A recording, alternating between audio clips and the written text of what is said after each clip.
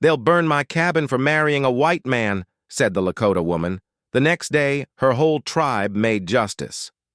Willa stood at her window, watching smoke rise from 7 different points around the settlement. The fires weren't random. They formed a perfect circle around her cabin, each one exactly the same distance apart, each one burning the same type of wood she couldn't identify.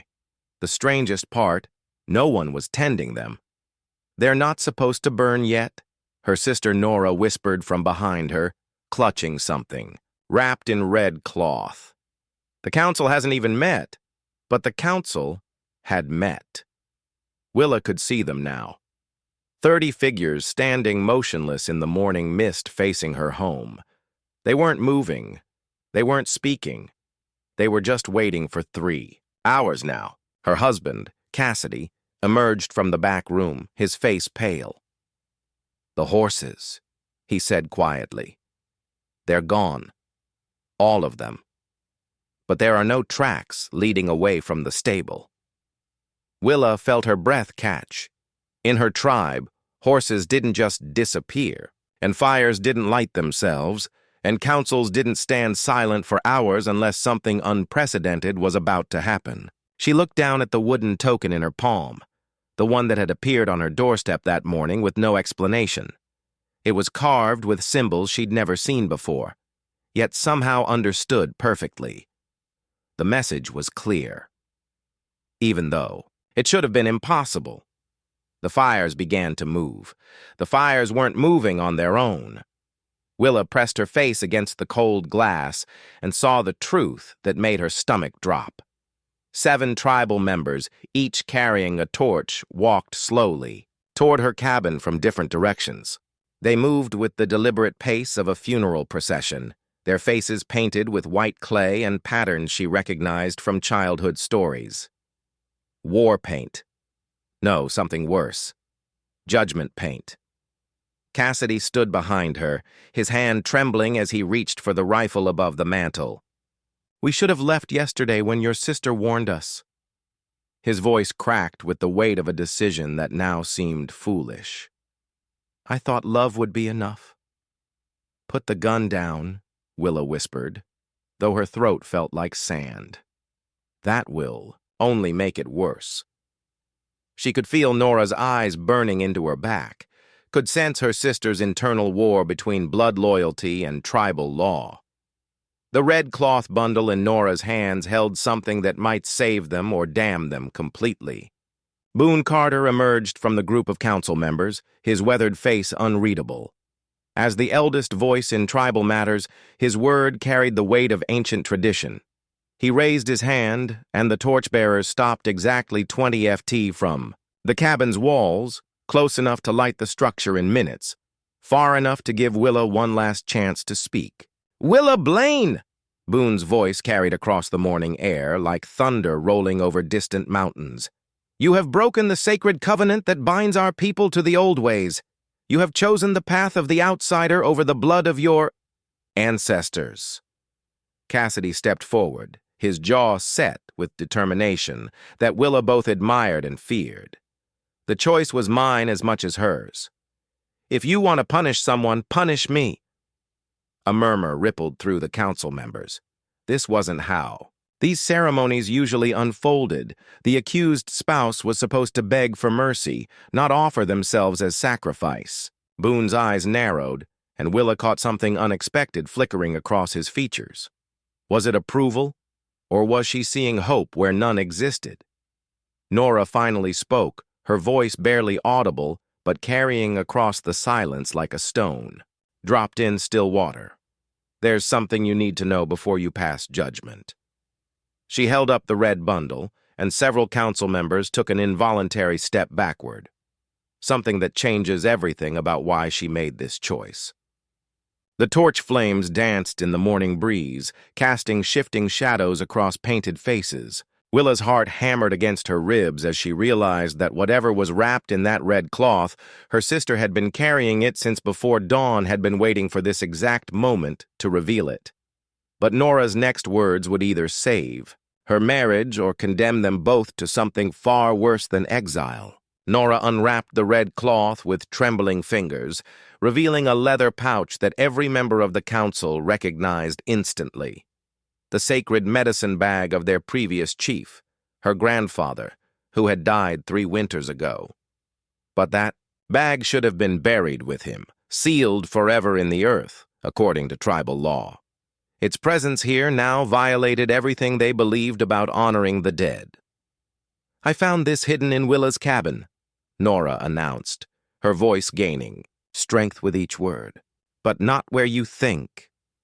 She opened the pouch and withdrew a folded piece of paper yellowed with age. Grandfather left instructions, written instructions about Willa's future. Boone Carter's composure cracked for the first time. Sacred medicine. Bags weren't supposed to contain written words. Their grandfather had been a traditionalist who refused to learn the white man's writing. The existence of this letter challenged everything the council thought they knew about their former leader's final wishes. Cassidy watched Willa's face transform from fear to confusion to something that looked like betrayal. "You knew about this?" he asked quietly. "Your grandfather planned this?" "I never saw that bag before in my life," Willa replied. But her voice lacked conviction. The truth was more complicated. She remembered her grandfather's final words to her, whispered in the darkness of his deathbed. Words that had haunted her for 3 years. Words that had somehow led her to fall in love with a white traitor against all logic and tribal custom. Nora began to read from the paper, her voice steady despite the enormity of what she was revealing. "To my granddaughter Willa, by the time you read this, you will have already chosen the path I saw in my dreams. The white man you will marry carries the blood of the peacemaker. His great-grandfather saved my brother's life during the winter of great hunger. This debt must be repaid through union, not division." The council members exchanged glances heavy with implications they were still processing. Arranged marriages based on old debts weren't unheard of, but this felt different, manipulative, as if their beloved chief had orchestrated events from beyond the grave, using love as a tool to settle ancient obligations. Cassidy stepped backward, his face pale with realization. "Your grandfather never told you this directly, did he? He let you think you were choosing freely." The hurt in his voice cut through the morning air like a blade. "He let me think I was courting you of my own will." Willa turned to face her husband, seeing in his eyes the same questions that were tearing through her own heart. Had their love been real, or had they been puppets dancing to a dead man's design? Had every stolen kiss, every secret meeting, every moment of joy been orchestrated by someone who had never even met Cassidy? But Boone Carter was studying the letter with growing alarm, his weathered fingers tracing over specific words that the others couldn't see from their distance. Whatever he was reading there made his face drain of all color. "This letter mentions a second debt," Boone Carter announced, his voice cutting through the tension like winter wind. "One that changes everything we thought we knew about this union." He looked directly at Cassidy, with eyes that held decades of buried secrets. "Your great-grandfather didn't just save one life during the hunger winter. He saved 12 children by sharing his grain stores. But he also took something that didn't belong to him." Cassidy felt the ground shifting beneath his feet. His family stories about the noble ancestor who had helped the local tribes during hard times had always been a source of pride, but family stories had a way of omitting the uglier truths. What did he take? Willa watched her husband's face change as the implications began to sink in. Whatever his great-grandfather had stolen, it was significant enough that her grandfather had felt compelled to arrange a marriage as restitution. But the look in Boone's eyes suggested the debt went deeper than anyone had imagined. "Sacred hunting grounds," Boone continued, his voice heavy with old pain. "Your ancestor filed a false claim with the territorial government. Using maps our people had drawn for him in good faith, he took our winter hunting territory and sold it to cattle ranchers." 2 years later, the council members began to murmur among themselves, pieces of tribal history clicking into place, like stones settling into a foundation. Nora stepped forward, her face flushed with anger that had been building for years. So, grandfather arranged Willa's marriage as payment for stolen land. He traded his granddaughter's freedom to settle a debt she never owed. Her voice rose with each word, carrying years of frustration about traditions that seemed to value property over people. But Cassidy was reading the letter over Boone's shoulder now, his face growing pale as he absorbed the full scope of his family's legacy. It says here that my great-grandfather knew the land contained mineral deposits. He didn't just steal hunting grounds. He stole what would have been our tribe's future prosperity. The weight of inherited guilt pressed down on his shoulders like a physical burden. Willa felt something cold and sharp forming in her chest. Her love for Cassidy had felt pure and chosen, but now it carried the stain of ancestral manipulation. Every kiss had been contaminated by old debts and stolen wealth. Every moment of happiness had been built on a foundation of lies her grandfather had constructed before she was even born. The torchbearers remained motionless, their flames casting dancing shadows across faces painted for judgment. But the judgment had become far more complicated than anyone had anticipated. This wasn't just about a woman who had defied tribal customs. This was about generations of deception, inherited guilt, and the question of whether love could exist when it had been engineered as restitution.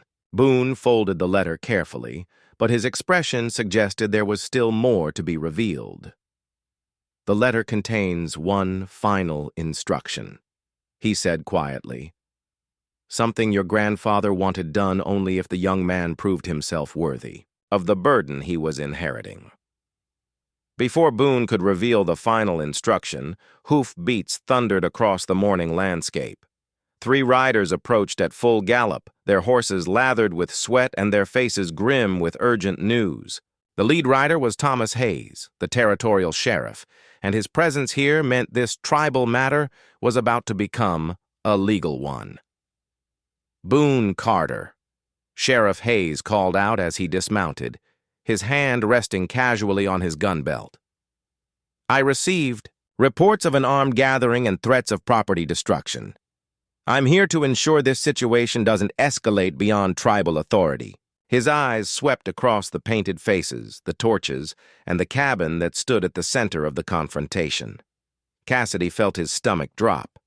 Someone had sent word to the territorial authorities, which meant this ceremony would now be scrutinized under white man's law. Threatening to burn someone's property was a criminal offense, regardless of tribal traditions or ancient debts. The council members began to exchange worried glances, understanding that their sacred ritual was about to be interrupted by outside jurisdiction. Willa stepped forward, her mind racing with possibilities she didn't want to consider. Sheriff, this is a private matter being resolved, according to tribal custom. No laws have been broken, but even as she spoke, she could see the trap closing around them. Someone had deliberately involved outside authority to force this confrontation into territory where tribal law held no power. Nora clutched the medicine bag tighter, realization dawning on her face. You called them, she whispered, staring at her sister with horror and admiration in equal measure. You sent word to the sheriff before the ceremony even began. The accusation hung in the air like smoke from the torches that still burned around them. But Willa shook her head, confusion evident in her voice. I never contacted anyone. I didn't, even know this was happening until I saw the fires this morning. She turned to look at Cassidy, searching his face for any sign that he might have sought outside intervention. His expression showed only matching bewilderment. Sheriff Hayes consulted, a folded paper from his vest pocket, his voice taking on the official tone of legal procedure. I received a written complaint yesterday evening signed by someone claiming that tribal law was being used to cover criminal activity. The letter alleged that property would be destroyed and lives threatened in violation of territorial statutes. He looked up from the paper with sharp eyes that missed nothing. The complaint was signed by Boone Carter, The silence that followed was so complete that the crackling of torch flames sounded like thunder. Boone's face showed no surprise at this revelation, but neither did it show guilt. Instead, he looked like a man who had been planning this moment for longer than anyone realized. The council members turned to stare at their leader, trying to understand why he would sabotage his own ceremony. Cassidy found his voice first, though it came out strained and uncertain. "You orchestrated this entire confrontation. The fires, the ceremony, the legal intervention. The pieces were starting to fit together in ways that made his head spin with their complexity." Boone nodded slowly, his weathered face revealing the weight of decisions that had been years in the making. Sometimes justice requires theater. Sometimes the only way to reveal truth is to force everyone to choose sides when they think they're running out of time. He gestured toward the medicine bag in Nora's hands. "Your grandfather's final instruction wasn't about the marriage. It was about testing whether this family was ready to face the consequences of what their ancestor had done." Sheriff Hayes stepped closer to the group, his patience wearing thin with cryptic explanations and tribal customs he didn't understand. "I need clear answers about what's happening here and who's responsible for these threats. Someone is going to be arrested today unless this situation gets resolved immediately." Boone Carter reached into his coat and withdrew a thick folder that Sheriff Hayes immediately recognized as official territorial documents. "The test wasn't whether Cassidy would marry Willa," Boone explained, his voice carrying the authority of someone who had spent months preparing for this moment. "The test was whether he would return what his family stole once he learned the truth." He handed the folder to the sheriff, who began scanning the contents with growing surprise. "These are land deeds," Sheriff Hayes announced, his voice rising with disbelief. "Original territorial grants, mineral rights certificates, and property. Transfers dating back 40 years.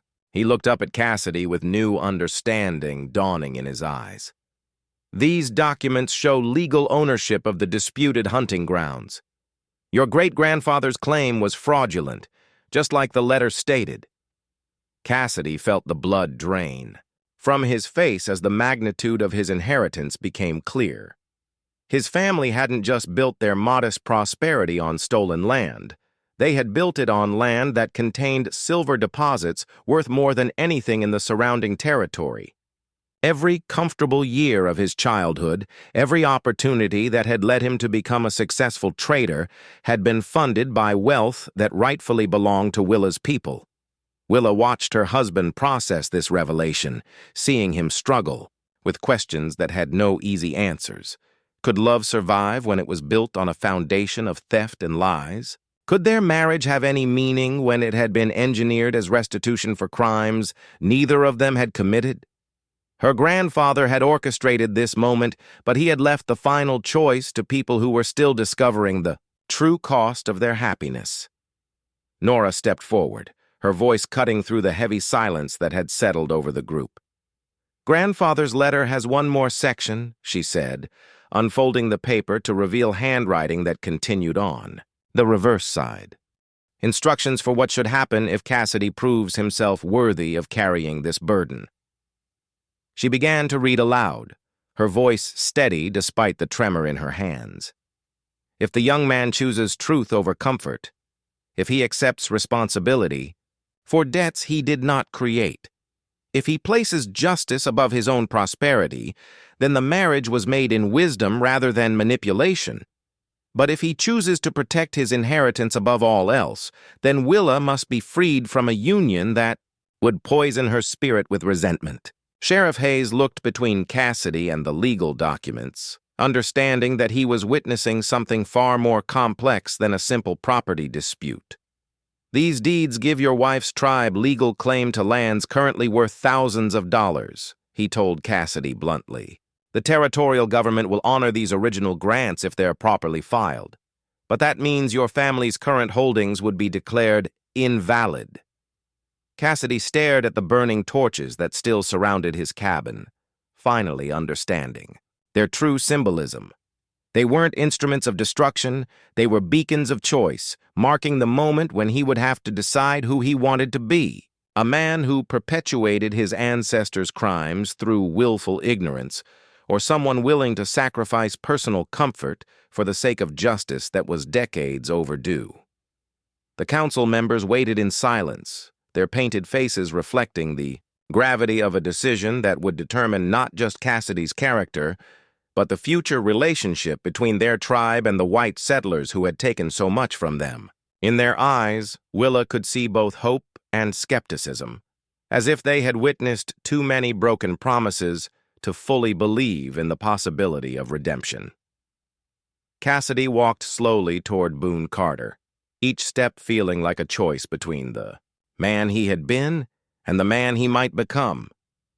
"If I sign over those deeds," he said quietly, "my family loses everything we've built for 2 generations. My mother, my younger brothers. They'll have nothing left."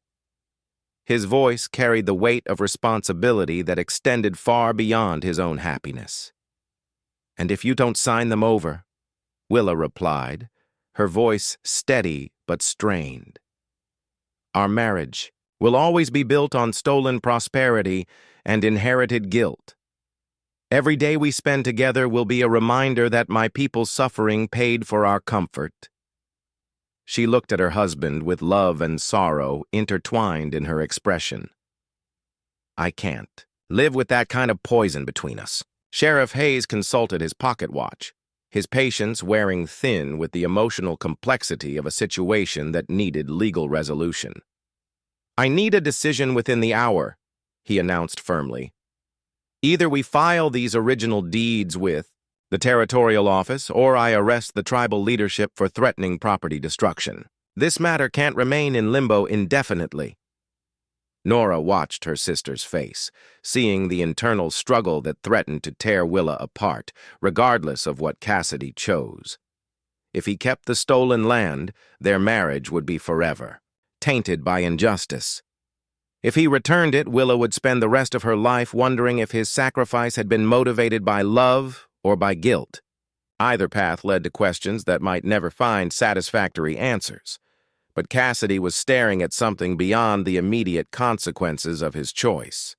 His eyes had found the faces of the council members, painted for judgment, but waiting, with dignity that spoke of people who had endured far worse losses than the one they were asking him to accept. These weren't vengeful enemies demanding retribution. They were neighbors who had been cheated by his ancestor and were giving him a chance to set things right. "There's something else in the folder," Sheriff Hayes announced, pulling out a final document that made his eyebrows rise with surprise. A bank draft made out to the Territorial Development Fund signed by Cassidy Flynn and dated yesterday. He looked up at Cassidy with confusion evident in his voice. "This is a payment for mineral extraction rights on the disputed land. You already knew about the silver deposits." The revelation hit Willa like a physical blow. Her husband had known about the stolen wealth before this morning's ceremony. He had known about the mineral rights, the fraudulent claims, the debt his family owed to her people. But instead of trying to hide the truth or protect his inheritance, he had taken action to make things right before anyone forced his hand. Cassidy's face flushed with embarrassment at having his secret discovered before he was ready to reveal it. "I've been researching my family's history for months," he admitted quietly. "Ever since we got married, something felt wrong about how easily everything had fallen into place for us. When I found the truth about the land claims, I started making arrangements to return what we had stolen." Boone Carter nodded slowly, something that might have been approval flickering across his weathered features. "Your grandfather's letter mentioned that a worthy man would seek to make amends before being confronted with his obligations. The fact that you were already taking steps to correct your ancestors' crimes changes the nature of this test considerably." But Sheriff Hayes was studying the bank draft more carefully, his expression growing troubled as he read the fine print. "This payment was rejected by the Territorial Office. He announced the transaction was declined because there's already a competing claim filed on these mineral rights.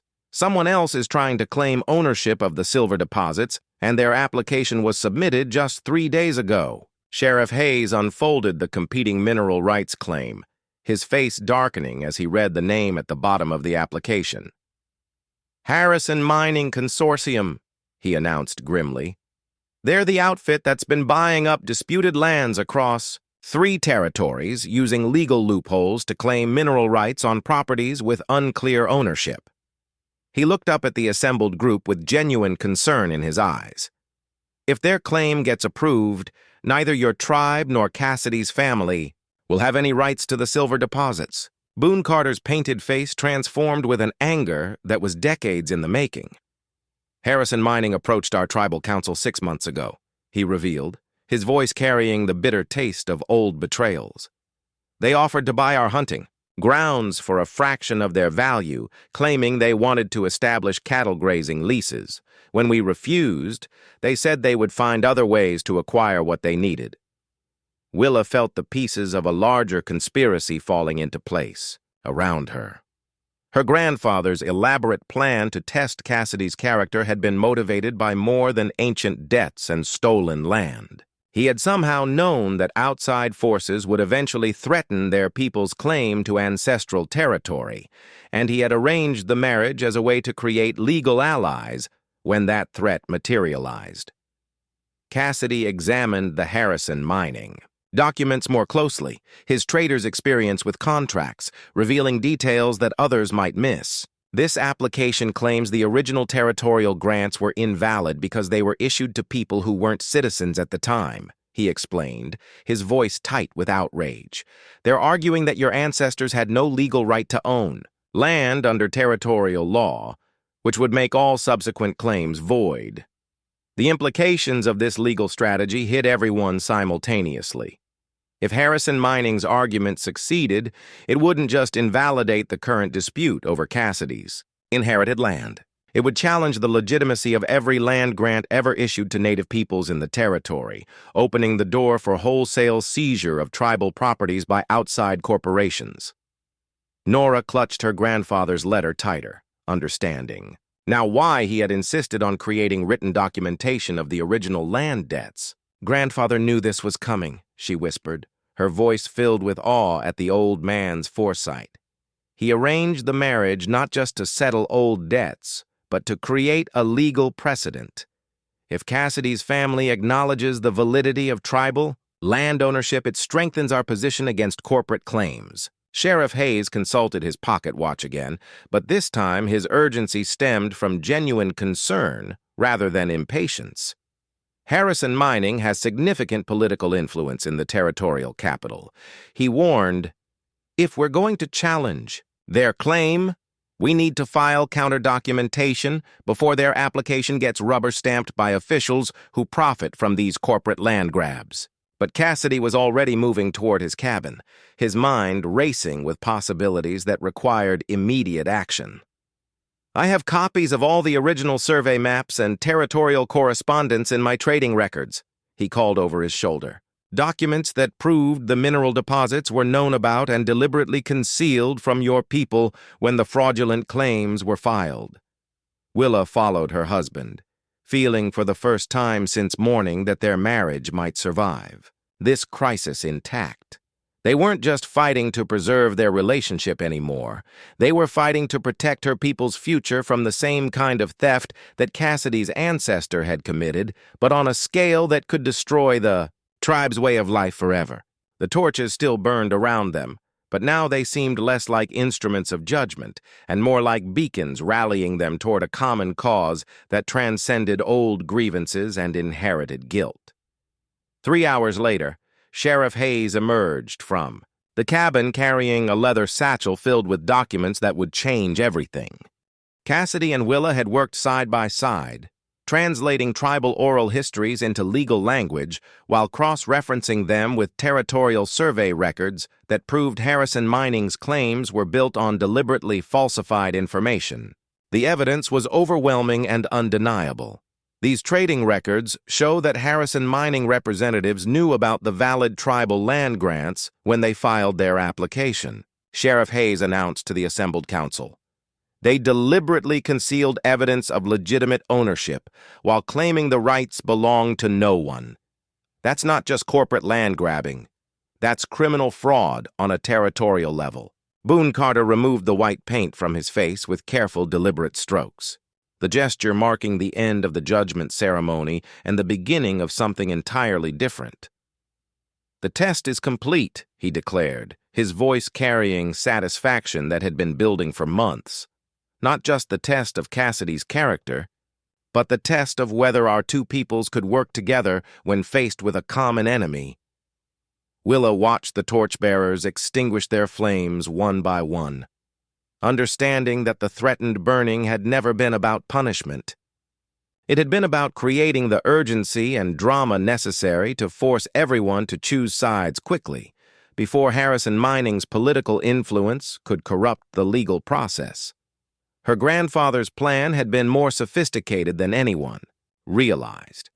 Cassidy stood before the tribal council, no longer as someone seeking forgiveness for inherited crimes, but as an ally who had proven his commitment to justice regardless of personal cost. "The mineral rights legally belong to your people," he stated clearly, handing the original deeds to Boone Carter. "But I want to propose a partnership that honors both our interests and prevents future corporate theft."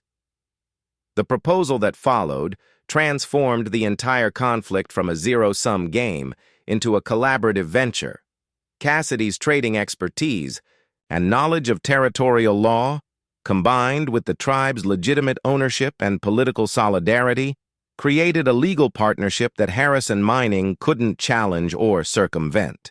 The silver deposits would be developed jointly with profit shared according to a detailed agreement that protected tribal sovereignty while acknowledging Cassidy's voluntary relinquishment of his family's fraudulent claims.